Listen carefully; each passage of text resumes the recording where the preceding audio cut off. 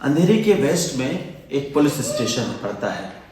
इसी police station में एक एएसआई थे, राजेंद्र भोसले साहब, जो 2009 से 2015 तक वहाँ पर रहे। अब वो इस थाने में आते हैं तो अपनी काबिलियत के हिसाब से स्टाफ में जो भी उनके जूनियर थे, जो भी उनके नीचे थे, उन्हें काम बांट दिया जाता है। और जो एएसआई राजेंद्र भोसले जी थे, वो गुमशुदगी केस के एक्सपर्ट थे। मतलब कि जो लोग गुम गए हैं, मिसिंग हैं, नहीं मिल रहे हैं, चाहे वो बच्चे हों या बड़े हों, उनके ढूंढने में माहिर थे। इस टाइप के केस उन्होंने काफ़ी सॉल्व किए थे। भोसले साहब को अभी गुमशुदगी के जो केस दिए जाते हैं वो कुल 166 केस दिए जाते हैं, क्योंकि रिटायरमेंट का समय पास था। तो उन्हें जो गुमशुदगी की फाइल, बच्चे, बड़े और बुजुर्ग, कुल मिलाकर 166 केस दिए गए। भोसले साहब अपनी टीम बनाते हैं और काबिलियत के अनुसार काम बांटते हैं और केसों पर काम करना शुरू करते हैं। केसों पर काम करना शुरू किया जाता है तो वो 165 केस सॉल्व कर देते हैं। इसीलिए उन्हें पर्सन मिसिंग केस एक्सपर्ट माना गया था। नमस्कार, आदाब, सत श्री अकाल। आप देख रहे हैं प्रदीप स्टोरी, एक नई और सत्य और सच्ची घटना के साथ। मैं जो भी केस सुनाता हूँ वो लगभग सच होते हैं। अगर आप गूगल पे सर्च करेंगे कि गर्ल नंबर 166, केस नंबर 166, तो आपको गूगल पे भी ये केस मिलेगा। आप मेरे चैनल पर पहली बार आए तो चैनल को सब्सक्राइब कर लीजिए। स्टोरी पसंद आए तो उसे लाइक करें, चैनल को सब्सक्राइब करें, ताकि मुझे आपका सपोर्ट मिलता रहे। आप मेरे परिवार के सदस्य बने, यूट्यूब परिवार के सदस्य बने, प्रदीप स्टोरी के सदस्य बने, मुझे खुशी होगी। आशा करता हूँ आप अच्छे होंगे। और दशहरा पास में है, हम 2024 में हैं। दशहरे की हार्दिक आपको शुभकामनाएं। और रतन टाटा साहब इस दुनिया में अब नहीं है। उनकी परिवार को प्रभु इस दुख को सहन करने की शक्ति दे। और मैं अपने पूरे यूट्यूब परिवार की तरफ से, आप सभी की तरफ से उन्हें श्रद्धांजलि अर्पित करता हूँ। अब आखिरी केस बचा था, केस नंबर 166। केस क्या था ये समझिए। एक बच्ची 2013 में गायब हो जाती है। उस समय उसकी उम्र लगभग 7 साल होती है। अब उसकी वो फोटो अपने पास रखते हैं। भोसले साहब अपने घर से जब पुलिस स्टेशन जाते हो, पुलिस स्टेशन से वापस अपने घर जाते, तो लोकल बस, मेट्रो ट्रेन, कहीं पर भी उस बच्ची की फ़ोटो अपने साथ रखते कि शायद वो बच्ची उन्हें टकरा जाए। और जिस पे भी उन्हें शक होता है या लीड मिलने की कोशिश होती, उसे फ़ोटो दिखाकर उस बच्ची के बारे में वो पूछते। अब 2013 से 2016 का समय आ गया, पर ये केस नंबर 166 सुलझता नहीं है। ये बात भोसले साहब के दिल, दिमाग और जहन पे बोझ थी। और इसी बोझ के साथ वो अपने नौकरी के सफ़र को ख़त्म कर देते हैं और उनका रिटायरमेंट हो जाता है। वो रिटायर भले ही हो गए थे, पर उनका काम करने का तरीका, उनका पैटर्न, उनका स्टाइल, उनका जज्बा सब जिंदा था। वो कहते हैं कि मैं भले ही नौकरी से रिटायर हो गया हूँ, पर मैं रुकूंगा नहीं। मैं इस बच्ची के लिए लड़ूंगा और उस केस को सॉल्व करके रहूँगा। वो रिटायरमेंट के बाद परिवार से भी मिलते हैं और जो भी महत्वपूर्ण जानकारी बच्ची के बारे में थी वो सब फिर से जुटाते हैं। अब 2013 में बच्ची गुमी थी। 2015 में एएसआई भोसले साहब का रिटायरमेंट हो जाता है, पर वो अपने काम को जारी रखते हैं। अब फरवरी 2022 आ गया था। केस नंबर 166 सुलझ जाता है। बच्ची वापस आ जाती है, पर बच्ची जब वापस आती है तो अपने साथ एक कहानी को लेकर आती है। ऐसी कहानी जो शायद आपने आज तक नहीं सुनी होगी, और जब आप सुनेंगे तो आपके अंतरात्मा को हिला कर रख देगी।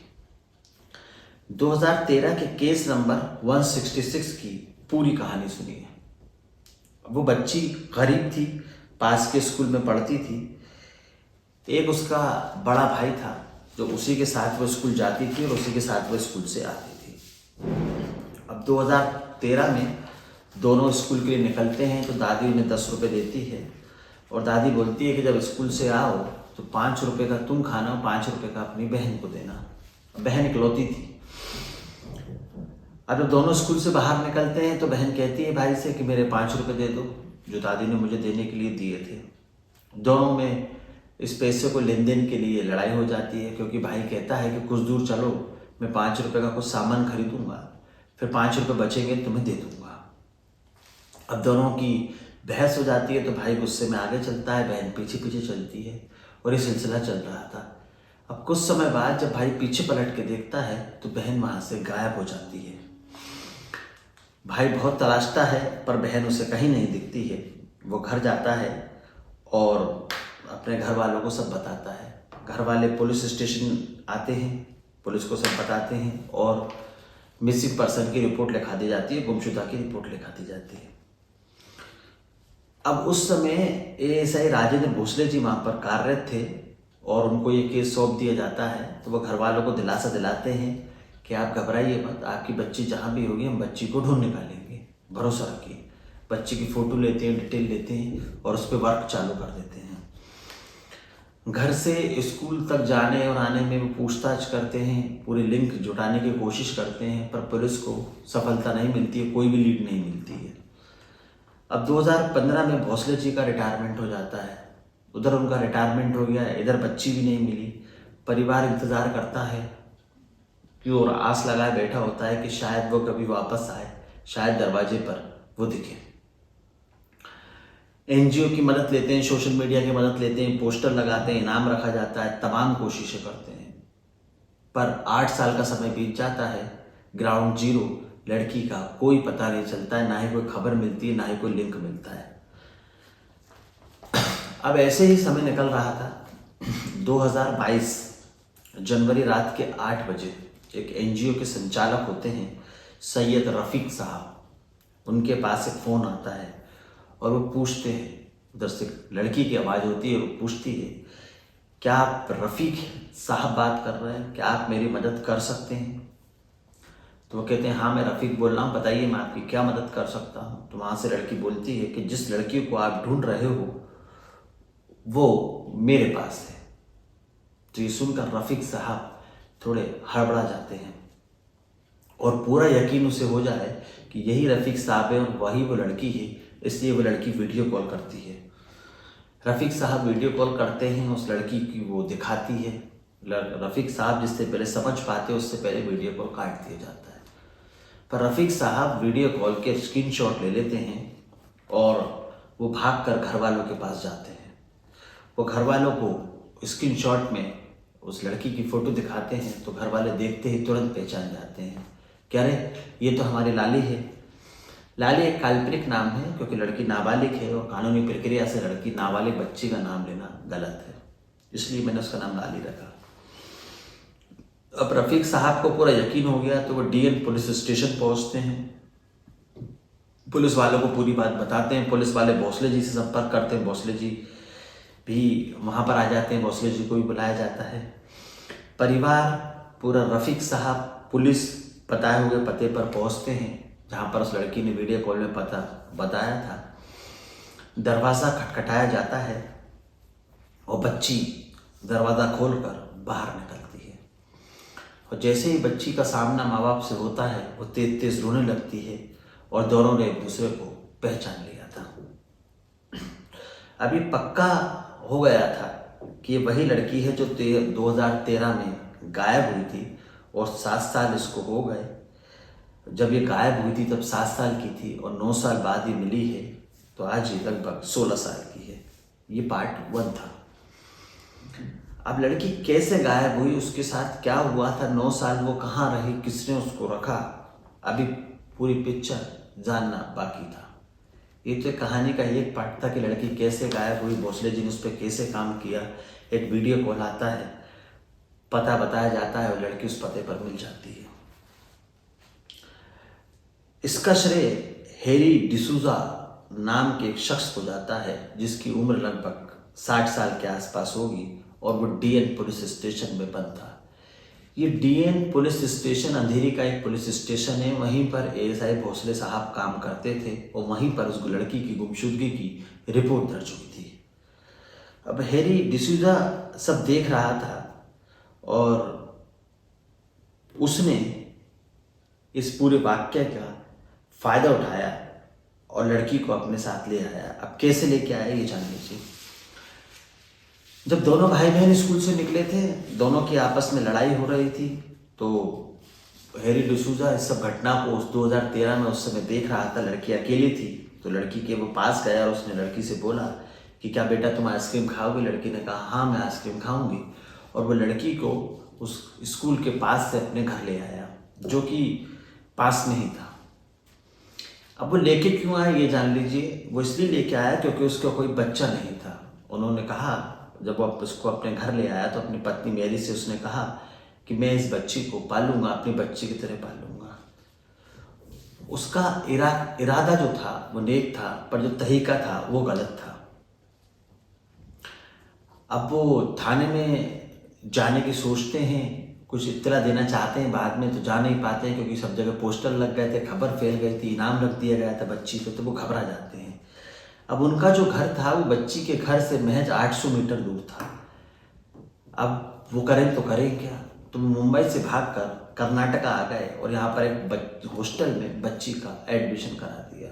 वहीं पर उसको रहना था, वहीं उसको पढ़ना था और सब कुछ उसको करना था। वो बच्ची का उज्जवल भविष्य बनाना चाहते थे। और उधर मुंबई में किसी को खबर न लगे इसलिए उन्होंने हॉस्टल में एडमिशन करा दिया और वो वापस मुंबई आ गए। अब सब अपने अपने कामों में लग गए, सब नॉर्मल चल रहा था। 2013 से लेकर 2016 तक सब कुछ ठीक था। लड़की हॉस्टल में पढ़ रही थी, वहाँ पर रह रही थी, सब कुछ बढ़िया चल रहा था। पर कहानी में एक नया मोड़ आना भी बाकी था। नया मोड़ ये था कि डिसूजा और उनकी पत्नी मेरी को कोई संतान नहीं थी। तो इत्तेफाक कहिए, ईश्वर का आशीर्वाद कहिए, चमत्कार कहिए कि उन्हें संतान हो जाती है और खुद की संतान होती है और उन्हें एक बेटी होती है।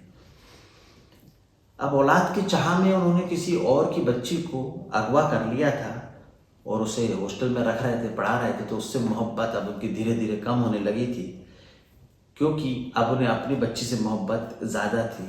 ऐसा होता भी है कि जब अपना बच्चा आ जाता है दूसरे के बच्चे से मोहब्बत कम होने लगती है। अब वो उस बच्ची को जो कर्नाटका के हॉस्टल में पढ़ रही थी उसे वापस मुंबई ले आते हैं और अपने घर में रख लेते हैं वापस।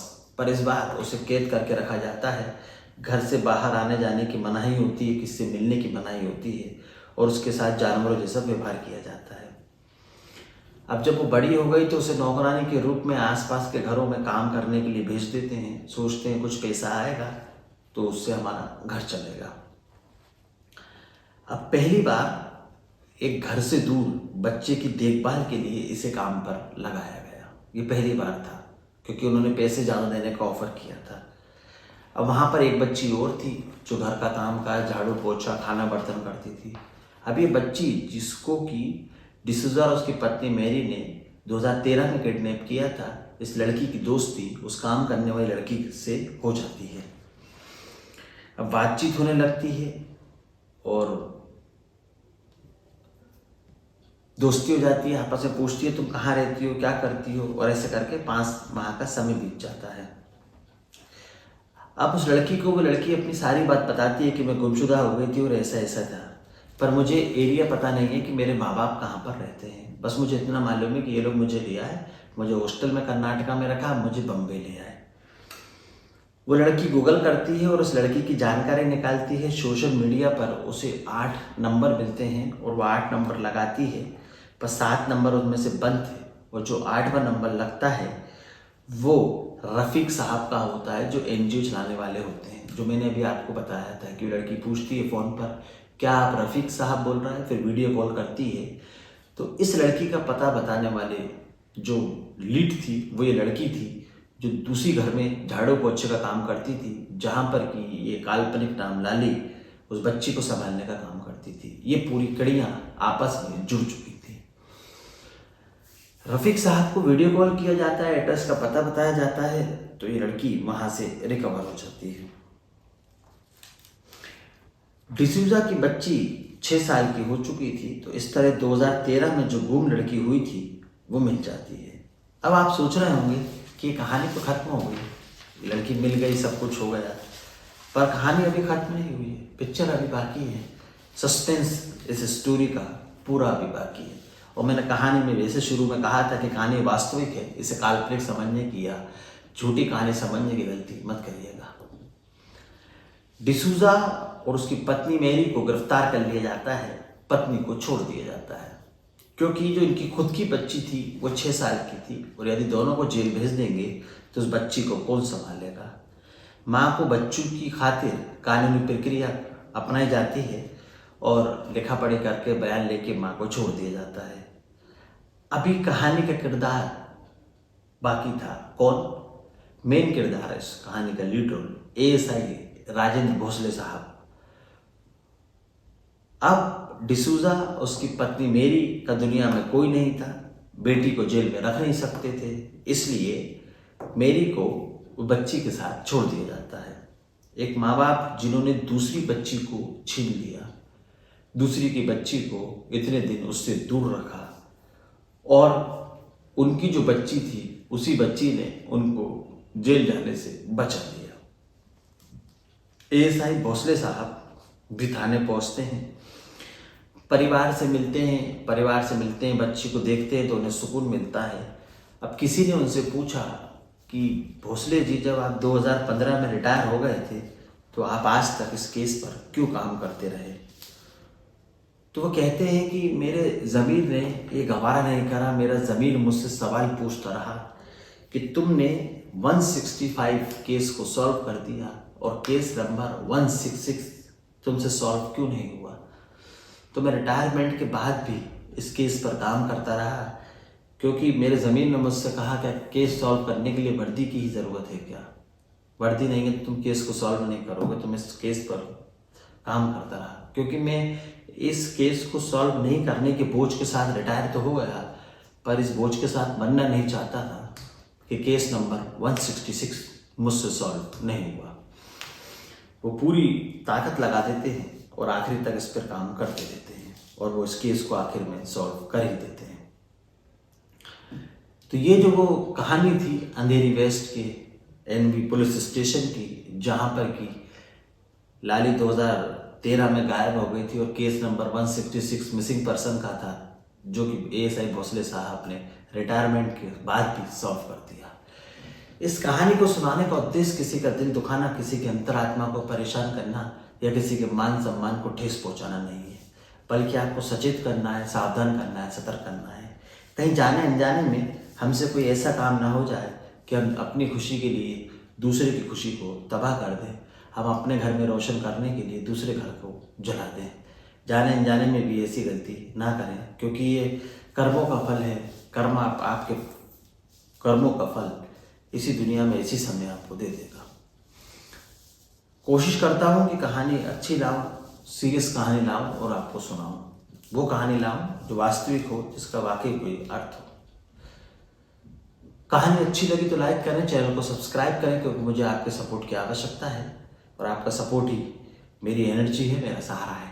अगली कहानी में फिर मुलाकात होगी एक सत्य घटना के साथ, एक वास्तविक घटना, एक वास्तविक कहानी के साथ। कोशिश करूंगा कि ज़बरदस्त कहानी लेकर आपके सामने जल्द पेश हूँ। जब तक के लिए आदाब, नमस्कार, सत श्री अकाल। फिर मुलाकात होगी। जय हिंद, जय भारत, जय जवान, जय किसान।